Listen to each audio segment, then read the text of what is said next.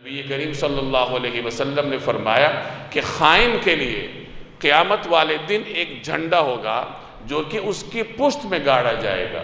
اور اس کی خیانت کے برابر اس جھنڈے کی لمبائی ہوگی۔ اس دنیا میں تو بسا اوقات کوئی آدمی چوری کر لیتا ہے، اداروں میں خیانت کر لیتا ہے، اس کی خیانت ثابت نہیں ہوتی، اس کی چوری ثابت نہیں ہوتی، نتیجتاً بچ جاتا ہے، لیکن اللہ کو تو سب معلوم ہے۔ تو حضور صلی اللہ علیہ وسلم نے فرمایا کہ خائن کے لیے قیامت کے دن ایک جھنڈا ہوگا،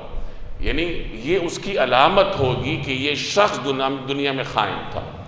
اب آپ اندازہ لگائیں کہ اگر قیامت کے دن دنیا میں ایک شخص بڑا معزز ہو،